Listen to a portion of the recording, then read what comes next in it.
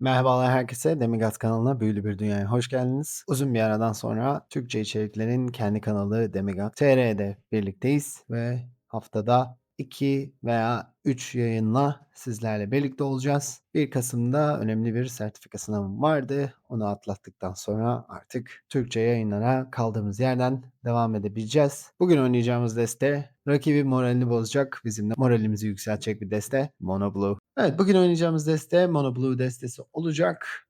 Rakipler bunu görmekten hoşlanmayacaklardır. Tabii burada bizim anakartımız Balian the Parch olacak. Bildiğiniz gibi herhangi bir mavi büyü yaptığımızda +1/+1 sayaç ekleniyor kendisine. Turumuzun sonunda kendisi araziye dönüşüyor ve bize bir mavi arazi sağlıyor. Bununla da tek mana olan büyüleri oynama şansına sahibiz. Bunlardan bir tanesi Sailor çünkü Flash özelliği var.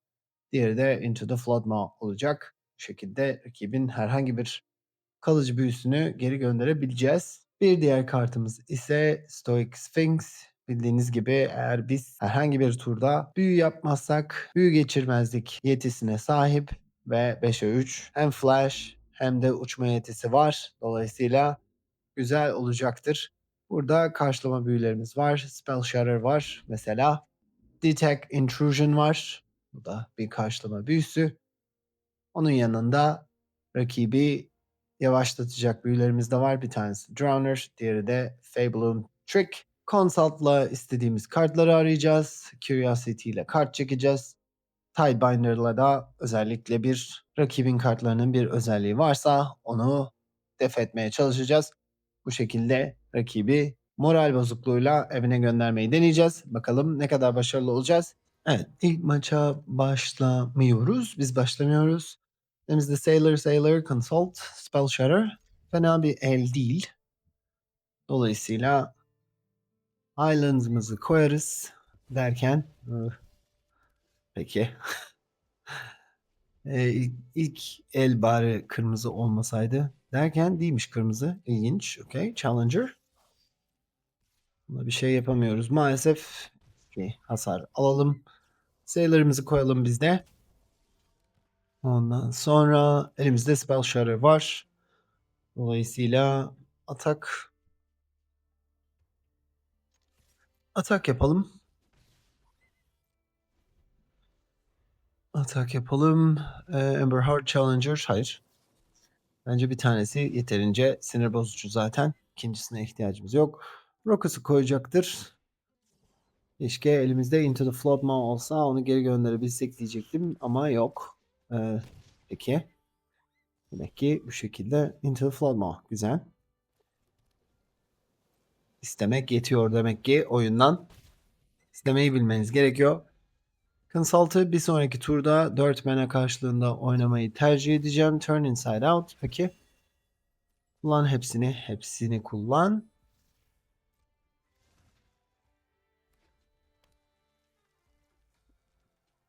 Gitsin bakalım atağa. Ve geri gönderelim kendisini. Geri gönderebilirsek tabii ki. Snakeskin Mail. Evet. Evet. Sailor diyelim. Yani tek kartla kazanıyor olmaları muhteşem bir şey. Ve burada Menace özelliği olduğu için onu da öldüremeyeceğiz. Eğer bir tane daha Sek büyüsü varsa diyecektim. Yokmuş. İlginç. Tamam. Şu an herhangi bir şey yapamıyoruz. Zira hayatımız yetmiyor. Güzel. Güzel. Uborn. Peki. Bu neymiş? Trample. Yani nereye elini atsa istediğini bulabiliyor. Muhteşem bir şey gerçekten. Biz de o zaman şöyle yapacağız. Buradan tekrar geri gönderme büyüsü bulmaya çalışacağız derken yok. Tabii ki öyle bir büyü. Neden olsundu? Peki. Okay, Sir Medji. Bir sonraki rakibimiz. Yine biz başlamıyoruz. Elimizde Curiosity, Sphinx, Into the Flood Maw. Peki. Fena değil diyelim. Devam edelim bakalım. Yine bir kırmızı deste. Ay ay. 2. Bekleyelim. Evet. 2 maç üst üste bu destelerle oynamak biraz güzel oldu.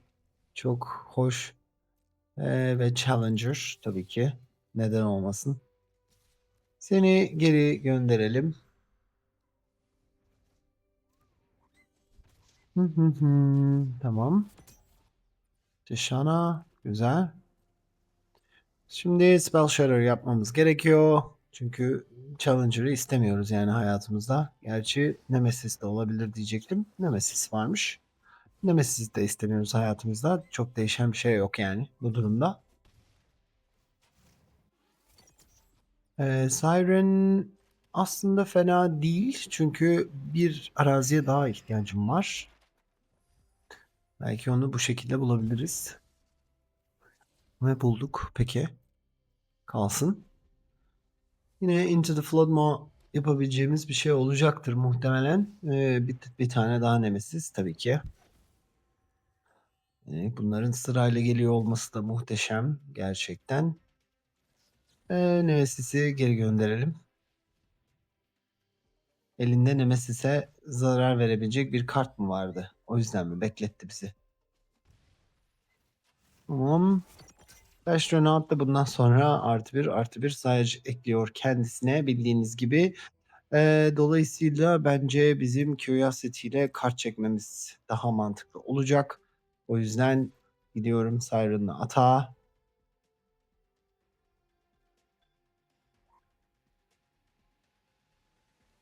Hmm. Okay. Peki. Burst Lightning. Tamam. Yapacak bir şeyimiz yok bu durumda. Hı hı hı. Acaba hangisini oynayacak? Hard Challenger 2 ve Nemesis. İkisini birlikte. Peki. Elimizde Tidebinder'ın olması güzel. Çünkü Nemesis böyle bize zarar vermeye çalıştığında en azından onu öldürme şansına sahip olacağız demektir. Triggered ability mesela bu şekilde onun istediğini yapmasını engelleyebiliriz. Web'le. Sphinx'i koyalım. Atak yapalım. Bir kart alalım bakalım. Feybloom Trick. Peki. Bu turda yapacak bir şey yok sanıyorum Nemesis'ten bir tur hasar alacağız. Yine Enweb yapmamız gerekirse yaparız. Yapacak bir şey yok. Tabi burada Bastronaut'u yükseltme şansına sahip 3'e 1'e haline getirebilir. Bu da 9 hasar demek oluyor.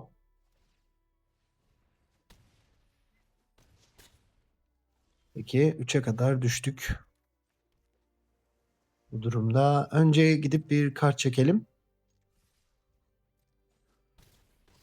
Evet 2 tane kart çekelim.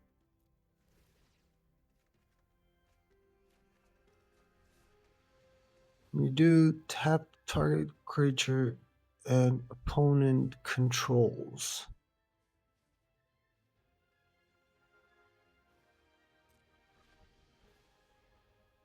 Peki. Bekliyoruz. Ve boom diyoruz. Boom. Astronaut'u şey yapalım. Bakalım Nemesis atak yapacak. Yapsın. Çok önemli değil.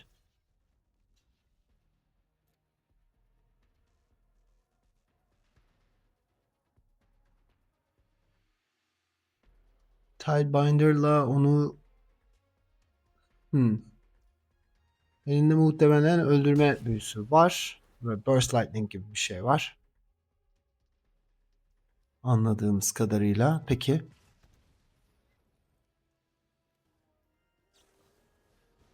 Hı hı. Tahmin ettiğimiz gibi. Ama elinde bir tane daha vardır. Yani pek bir şey fark etmez bizim için. Mutlaka bir büyüsü daha vardır yani. Ölmesi falan pek mümkün değil diyecektim. Sir Mitchie. Bye bye. Evet, bir sonraki rakibimiz yine biz başlamıyoruz. Zaten biz hiç başlamadık. Üç elde de hep onlar başladılar. Peki. And Swordmaster. Sanıyorum Siren'ı oynayabiliriz. Yani bir turda hasar alabiliriz. Çok önemli değil. 4 tane arazimiz var. Arazi dışında bir şeyleri bulmamız gerekecek. Map token'la birlikte dediğim gibi bu turda biraz hasar alacağız. Ethereal Armor. Peki. 3 hasar. Fena değil. Daha da devam edecek galiba. Peki. Swordmaster 3 hasar versin. Devam edelim. Bellion güzel oldu. Bellion bize bir mana sağlayacaktır. Siren'la gitmeyeceğim. Bekleyeceğiz. Yine sadece Swordmaster eğer 2'ye 3 ise o hasarı da alabiliriz. Into the Floodmaw için biraz daha çok aceleci olmamıza gerek olmayabilir. Alalım bakalım 3 hasar. 3 hasar çok önemli değil. Sailor'ı koyalım biz. Sphinx.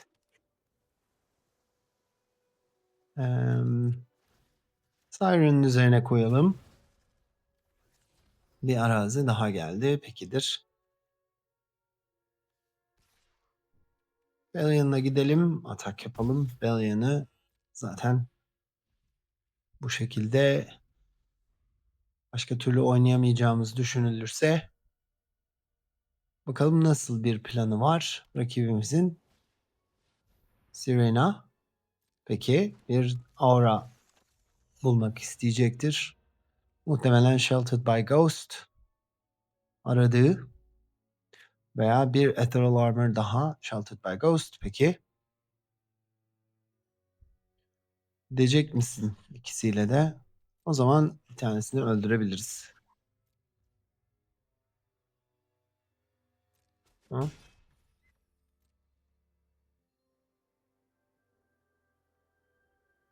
Hı hı. Hangisini öldürmek istediğine karar veriyor. Peki Siren hayatta kaldı. Evet, Flood Maw'lara birazdan ihtiyacımız var. Dolayısıyla çok önemli değil. Sphinx diyelim. Sphinx deyince Bellion 3'e 3 olsun. Bakalım Bellion'la takas etmek isteyecek mi diyecektim ama takas ederse o zaman Into the Flood Maw için şeyimiz kalmaz. Dolayısıyla bence biz sadece Siren'la gidelim bu turda. Siren'la atak yapalım. Evet, artık Sphinx'imizin Hexproof özelliği var. Yani büyü geçirmezlik özelliği var. Tabi burada Sheltered by Ghost var. Onu hangi kartın üzerinde kullanmaya çalışacağı çok önemli. Siren üzerinde kullanamayacaktır. Hı hı.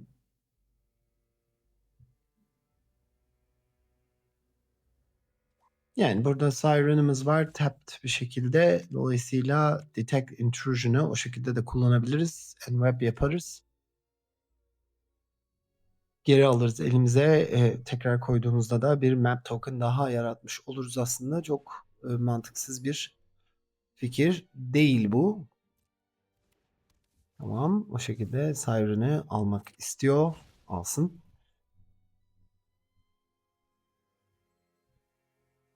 Sheltered by Ghost için ne hayali var? Onu da görmüş olalım.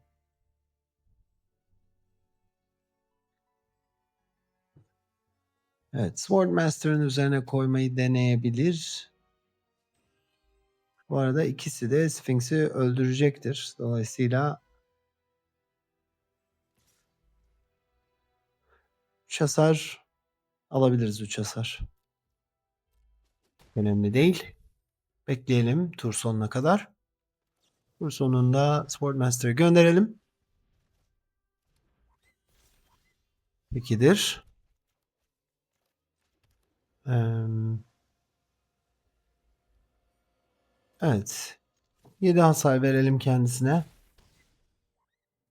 Ve bekleyelim biraz. Evet, yani kart çekebilecek hiçbir kartı görmemiş olmamız biraz sıkıntı veriyor açıkçası ama yapacak bir şey yok herhalde. Yani Consult the Star Charts güzel olurdu. Ama yani 6 tane arazi çekmiş olduk. 20 tane arazi var sadece destede. Dolayısıyla 13'ün 6 tanesinin arazi olması biraz fazla ama yapacak bir şey yok. Offspring olarak geri gönderdi. 2.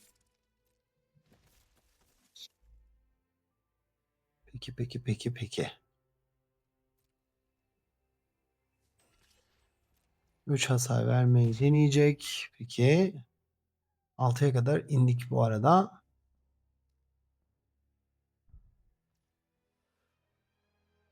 Peki. Çok bir şey yapamıyorum şu an itibariyle. Fable Trick güzel oldu. Bu gerçekten güzel oldu. Gidelim atak yapalım biraz. Peki. Ee, O zaman şöyle yapabiliriz. Into the flood mode, the into the flood mode deriz. Siem Reap'ten vazgeçeriz. O da 3'e 3 olur. İkisini de öldürmüş olur. Siren tekrar oyuna girmiş olur. Ve Feyboom Trick de açık olmuş olur. 5'e kadar indiririz kendisini. Senin üzerine koyalım. Bakalım map token'ı. Yine arazi geldi. Teşekkür ederim Arena. Peki en azından Fable'ım Trick'i oynayabilecek durumumuz mevcut şu an itibariyle.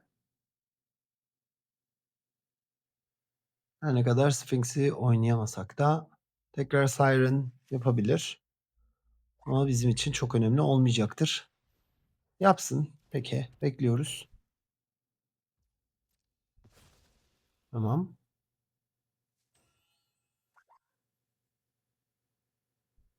Evet. Hayat kazanmak isteyecektir.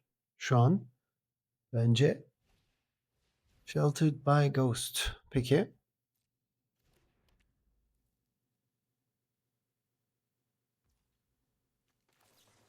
Bak. O zaman Fable'ım Trick diyelim. Kendisini durduralım. Ward'u da ödeyelim. Çok önemli değil ki ödeyelim.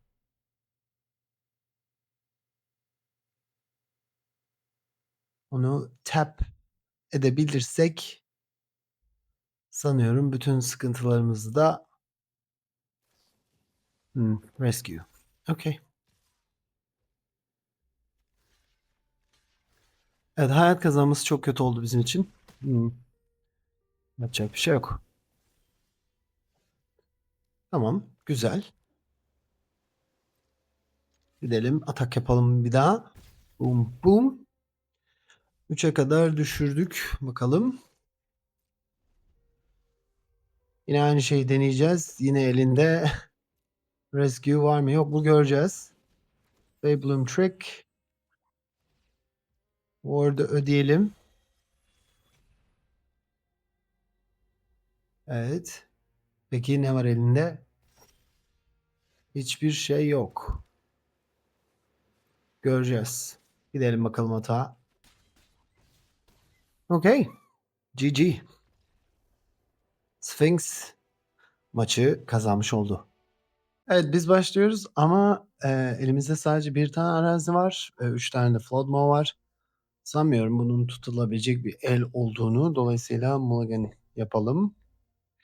Drowner. Belki Drowner'ların bir tanesi gidebilir. Hmm. 2 eli de hiç beğenmedim ama yapabileceğim çok da bir şey yok. Island diyelim. Devam edelim bakalım. Ondan sonra eyvah. Bir Bloom Trick. Peki bekleyeceğiz. Spell Shatter'lık bir durum olabilir açıkçası. Ne oynayacak? Vivi, Cauldron, Mako. Hmm, Mako biraz bekleyebilir. Çok önemli değil sanki. Drowner diyelim. Mako'yu biraz durduralım. Burada bizim karşı gelmeye çalışacağımız büyüler daha önemli büyüler. Vivi olacak. Cauldron olacak. Mako'yla uğraşmayalım. Spell Shatter'ı onun için harcamayalım diye düşünüyorum. Scholar. Scholar, Scholar, Scholar. Yine bu istemediğimiz büyülerden bir tanesi ama neyse Scholar kalsın bakalım. Bakalım ne buldu. Evet. Yani Cauldron tabii bizim istemediğimiz bir büyü ama yapacak bir şey yok. Cauldron'ı bulacaktır eninde sonunda. Ve Bloom diyelim. Scholar'ı da birazcık def edelim. Balian güzel oldu. Balian gelirsin oyuna. Gidelim atak yapalım. Hepsiyle. Ve Spell Shatter'da açık olacak halen. Bakalım ne buldu bu sefer? Croft. Yani. Ha, okey. Croft'u istemiyorum. Çünkü sürekli büyütecek. Kartta çekecek. Spell Pierce. Peki. An offer you cannot refuse. Tamam. Bize mana vermiş oldu ama tabii aynı zamanda bir sürü de problem çıkartacak karta sahip olmuş olduğu Croft. Biraz problem bir kart bizim için.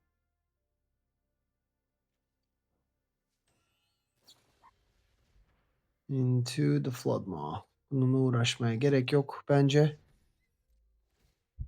Croft Mako'nun üzerine koyacaktır muhtemelen. Böylece Mako'yla da giderim diye düşünüyordur diyecektim. İstemedi. Peki. O zaman Drowner'dan şimdilik uzaklaşalım. Peki.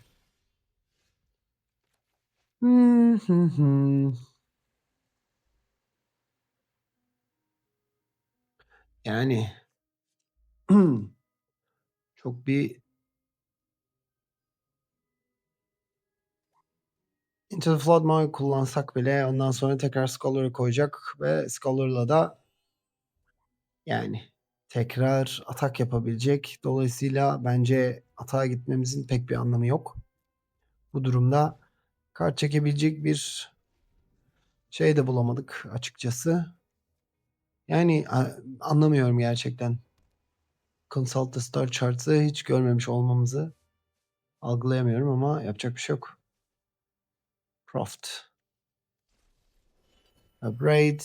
Peki onun için uğraşmaya çok fazla gerek yok. Çok fazla kart çekebilir tabii Winter Night Stories'le. 3 mana karşılığında yapabilir bunu. Scholar'ı eğer oynarsa diyecektim. Oynamadı. Peki Sanctuary'yi aktive edelim. Evet, bir Into the Flood Maw daha geldi. O zaman gönderelim kendisini. Seni bir gönderelim bakalım. 6 hasar fena değil diyeceğiz ve devam edeceğiz. Ama dediğim gibi yani kart çekme büyüsüne ulaşamadığımız için şu an çok da iyi bir durumda değiliz. Sanctuary'ye de Aberrate yapabilir. Scholar peki. Bakalım kart çekmeye devam ediyor. Tabii bu bizim hiç hoşumuza giden durumlar değil. Keşke biz de kart çekebilsek. Güzel olurdu yani. Bütün arazilerden kurtuldu. Fear of missing out. Peki. Yine kart çekecek. Muhtemelen hepsini Scholar'ın üzerine koyacaktır. Into the Flood Maw'yu biz kendi turumuzda kullanmayı tercih edeceğiz. Çünkü o Balian'ın büyümesine sağlıyor. Bakalım hangi kartın üzerine koyacak. Scholar'ın üzerine koydu. Peki. Hmm. Ee, yani hiç mi işe yarayan bir kart gelmez ya? Neyse. Gidelim bakalım. Atak yapalım bakalım. Belian'ı öldürmeye çalışırsa diğer Belian'ı koyarız. Sanctuary'yi muhtemelen öldürmeye çalışacaktır. Çift bloklayarak. İlginç. Hiç ikisini de denememiş olması ilginç. Ama bizim herhangi bir şekilde kart bulamıyor olmamız çok daha ilginç. Fear of Missing Out Scholar'ı kullanıp duruyor. Bloom da olabilir. Instant and Sorcery.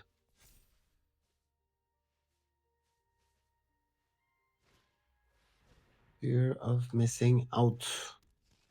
Evet, artık çok fazla yaratığı var savaş alanında. Bizim bunları geçmemiz çok mümkün gözükmüyor açıkçası. Eğer Winter Night Stories'i kullanacaksa onu, peki, buradan da yine kart çekecek. 5 artı 5. Muhteşem bir şey. Yani web yapmamı gerektirecek bir durum var mı? Yok. Peki. Ama yani kaç tane yaratık var şu an?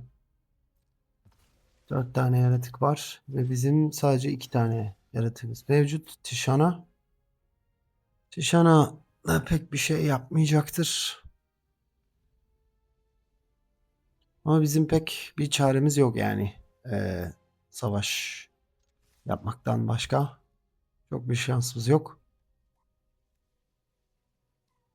Artık hangisini blokluyorsa Tishana diyebiliriz. Tishana çünkü Belian'ı 3'e 3 yapacaktır. En azından o şekilde ondan kurtulabiliriz. Peki. Evet. Tishana diyeceğiz.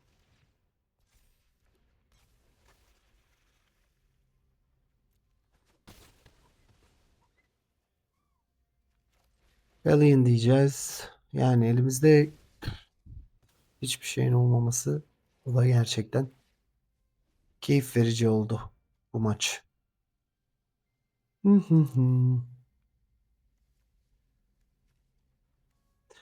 Yani okay, Torch. Tamam. Artık elimizde hiçbir şey olmadığının da bilincinde Agatha's Cauldron. Yani Allah'tan şeyi bulamadı. Vivi'yi bulamadı. Vivi de artık giderse mutlu olacağız sanki. Burada ama Belian var. Dolayısıyla çok da istediği gibi atak yapamayacak olabilir. Her ne kadar Scholar burada olsa da, eğer Fabulum Trick gelirse elimize, onunla e, Scholar'ı tap yapıp Belian'la savaşa gitme şansımız var. Belki o yüzden Scholar'ı biraz tetikte tutmak isteyecek olabilir. Gerçi Fear of Missing Out'la 2 tane e, şeye sahip olacak. Combat atak yapma şansına sahip olacak. Dolayısıyla şu an zaten 8 hasar gözüküyor. Bakalım başka ne oynayacak? Peki. Winter Night Stories var. Başka da bir şey yok. Belki burada yani tap yapmayacaktır. 9, 6. Evet, burada beni bir tek Fabulum Trick kurtarabilir diyecektim. Tishana geldi. Biz yine de atak yapmak zorundayız maalesef. Belki bloklamaz diyecektim ama bloklayacak. En azından Scholar'dan kurtulalım. Evet, 6'ya kaldık biz de. Dolayısıyla bir sürü kart çekip Fear of Missing Out'la 2 tane Combat Phase'le olayı bitirebilir. Winter Night Stories için Riddler'la bir kart çekti. Peki. Bir tane daha Fear of Missing Out. Peki. Neden olmasın? Yani biz ne kartlar çektik? Rakip ne kartlar çekti? Gerçekten yapacak bir şey yok. Ama yani hiçbir 4 oyun oynadık. Hiç Consult the Star Charts görmemiş olmam yani muhteşem gerçekten. Winter Night Stories tamam artık sanıyorum çok da gerek yok bunun daha fazlasını görmeye yeter. Vivi de görmüştü zaten. Vivi de mezarlıkta gördüğümüze göre çok daha görecek bir şeyimiz kalmamış. Evet bir sonraki maça başlıyoruz. Yine rakibimiz başlıyor. Bu sefer elimizde yaratıklar var. Güzel. Fena değil. Siren deriz. Başlarız bakalım. Sniper. Peki. Yine de Siren diyelim bence. Sniper bizim istemediğimiz bir kart. Çünkü Reach özelliği var. Dolayısıyla atak yaparsa belki değiştirebileceğimiz bir kart diyebilirim. Innkeeper's Talent. Peki. Peki. No block. Hı hı hı. Bekleyeceğiz. Bekleyeceğiz. Belki burada artı bir level 2 yapmak isteyebilir diye düşünüyorum. O zaman Drowner diyelim. Seni bir durduralım. Curator'ın üzerine koysun. Evet. Bu güzel oldu ama. Her ne kadar şu an için bir şansımız olmasa da Siren diyelim. Spell Shatter güzel oldu. Spell Shatter kalsın. Siren'la atak yapalım. 2 hasar verelim. Kendisine Curiosity çok güzel oldu. Yalnız. Kesinlikle. Bakalım rakibimiz ne oynayacak? Might. Peki. Burada Sailor'ı koymamız daha bizim işimize gelebilir diye düşünüyorum. Böylece birbirinden hmm. Drowner diyorum. Drowner'la Curator'ı durdurmaya çalışıyorum. Might'ın üzerine koysun. Might'ın üzerine koyabilir. Veya Sniper'ın üzerine koyacakmış. Koysun. Peki. Burada artık bizim kart çekmemiz gerekiyor. Next to blockers. Tamam. Bir tanesini kaybediyoruz. Olsun.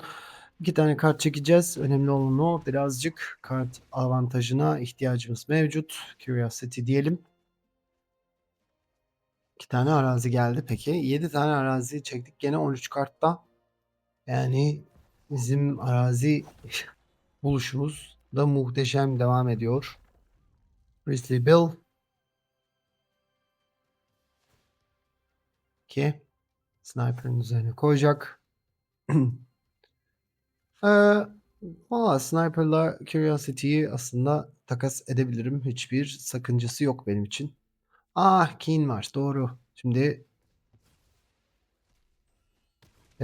bunu şimdi kullanman gerekirdi. Çok yanlış kullandı. Ben de çok yanlış yaptım aslında. Evet güzel. Okey. Siren diyelim.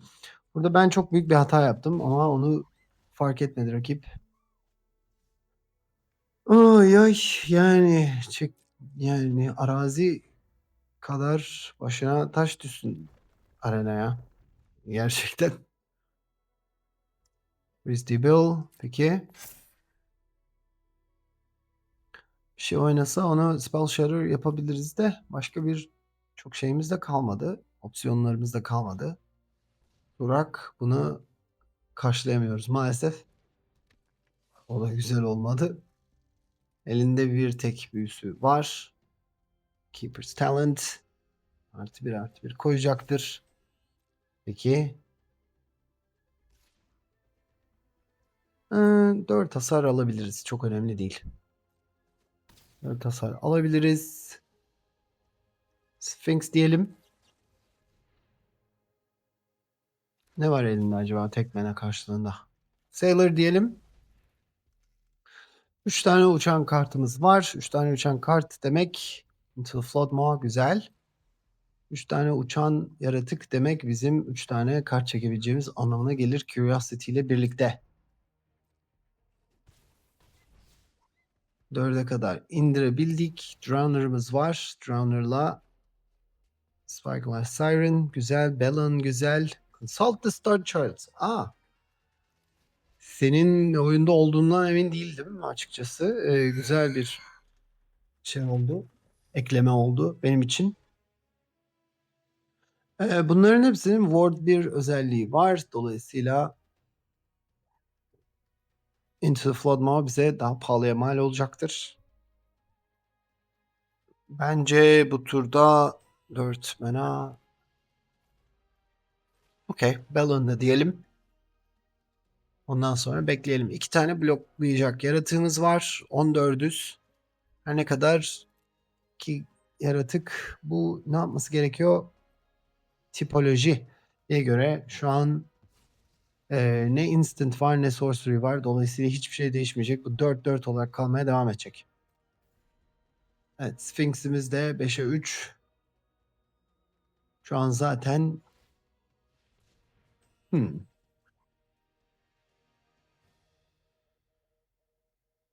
hmm. Bir tanesini çok rahat bir şekilde geri gönderebiliriz demek oluyor bu. Kart çekecek aslında ama Christy Bill'i geri gönderelim.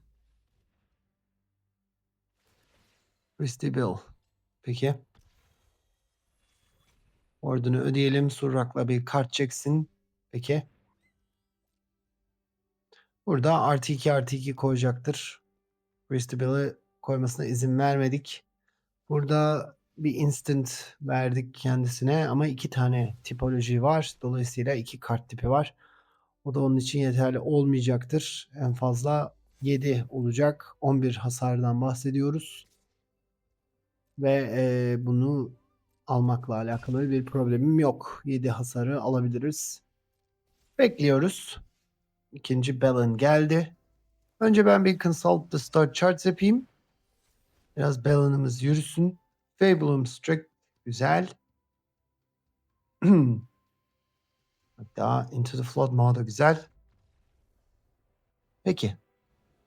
Provola. Bir sonraki rakibimiz. Elimizde 4 tane arazi, 2 tane Flood Maw. Çok kötü bir başlangıç eli ama daha kötüsü gelir mi eğer oynarsak diye bilemediğim için çok da bir şey diyemiyorum şu an itibariyle. Kalsın bakalım.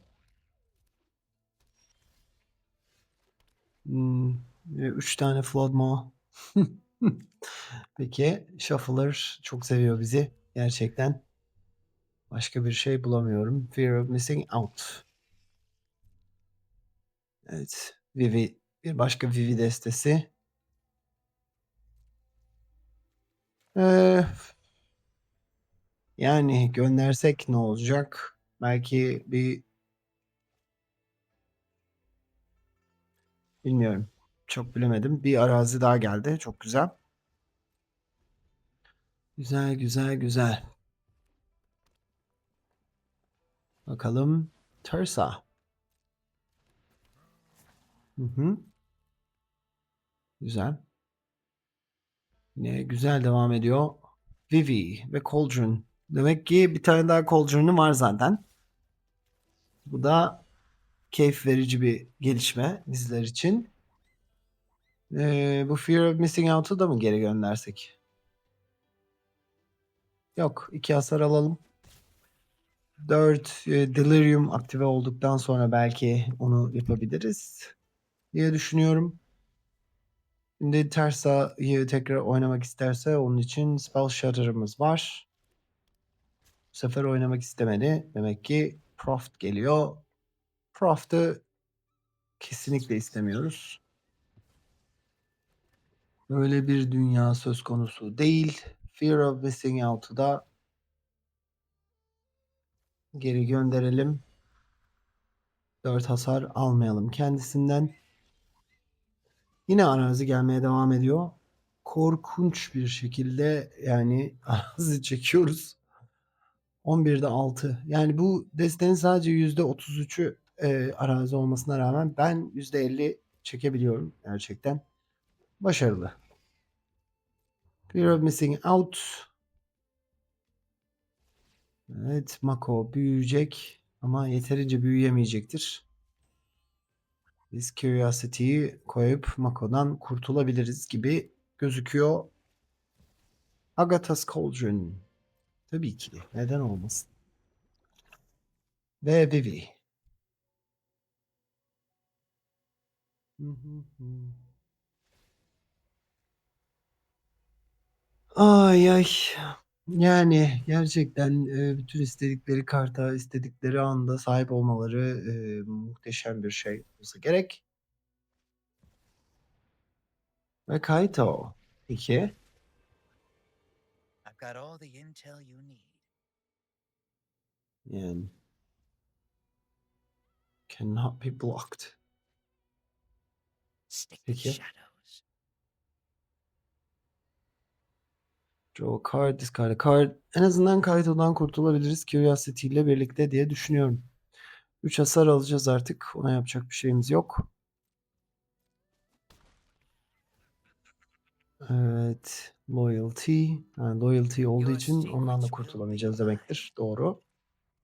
Doğru. Tabii istediği kadar menası var. Doğru. Onu da hatırlamak gerekiyor. Vivi'nin gitmesi gerekiyor ya. Gerçekten gitmesi gerekiyor yani Vivi'nin. Kimse kusura bakmasın da. Yeter ama ya.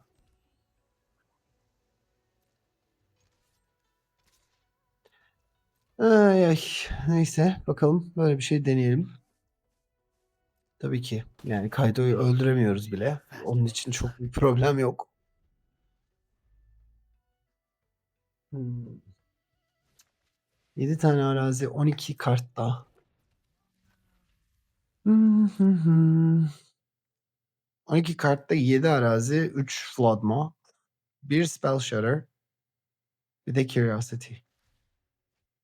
O kadar çok 2 mana olan kartımız var ki yani bazen şaşırmamak mümkün değil ama yapacak bir şey yok. Okay, Fear of Missing Follow Out. me. Bloklanamaz durumda. Bir Vivi daha buldu. Çünkü neden olmasın. Burada herhalde Fear of Missing Out'la Mako'yu tekrar oynatarak, evet. Çünkü istediği kadar mana'ya sahip olduğu için Vivi sayesinde Winter Night Stories, evet, Mako büyüdükçe büyüyecek. Sonra bir tane daha Fear of Missing Out. Tabii neden olmasın. Evet, Mako 8 oldu. Dolayısıyla aslında Fear of Missing Out'la zaten beni öldürebilme şansına sahip oluyor demektir. Winter Night Stories tabii bir 8 mana daha. Evet. Gerçekten bizim görmek istediğimiz şeyler oluyor. Evet. Bunun da aktive edilen bir ability'si var tabii ki. Doğru. Mako. Mako şimdi 4'e 4 bir dragon yaratıp ondan sonra ona da haste özelliği kazandırabilecek durumda. Öyle de güzel tarafı var. Hmm. Evet evet. Bakalım Fear of Missing Out kime tekrardan atak opsiyonu vermek istiyor diyecektik ki Oma koymuş. Çok şaşırttı bizi bu durum. 2'ye kadar düştük ama tabii bir işe yaramıyor. Bence zaten Your oyun secrets will be mine. bitti. Dolayısıyla çok da bir şey yapamıyoruz. Yine yani yine neredeyse arazi geldi. Bir kart çekelim bakalım neymiş çok merak ettim. Bir tane daha arazi bulur muyuz? Merak ettim. Hımm. Peki. GG.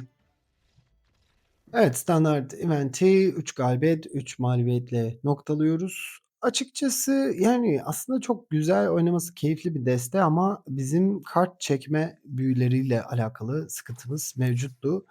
Bir şekilde Consult'ı hiç görmedim. Neredeyse, belki 4 kopya yapmak gerekiyordur. Ama, yani, Sailor, bilmiyorum. Bunun daha fazla kart çekebilen bir deste olması gerekiyordu ve 20 tane arazimiz olmasına rağmen, 7-8 tane araziyi ilk 10 kartta görünce o da tabii sıkıntı yaşattı bize ama desteği, yani, oynamamız gerektiği gibi oynadığımızda da gerçekten kolayca kazandığımız maçlar oldu. Özellikle Balian ve Sphinx'in aynı anda sahnede olduğu maçlar diyebiliriz. Dolayısıyla bu sefer sadece 3 galibiyetle yetindik ama sizler de deneyebilirsiniz. Belki siz yaptığınızda shuffler size biraz daha vicdanlı davranır. Daha iyi kartlar çekersiniz, daha fazla galibiyet alırsınız. Ama oynarsanız bana da yazın ve sizin için destenin nasıl çalıştığını söyleyin. Yorumlarda mutlaka görüşmek üzere. İlk videoda daha fazla galibiyet almak isterdim ama bahsettiğim gibi daha sık sizlerle buluşuyor olacağız. Daha sık 7 galibiyetleri konuşuyor olacağız. Şimdilik benden bu kadar. Yepyeni bir içerikle tekrar görüşmek üzere. Hepiniz hoşça kalın.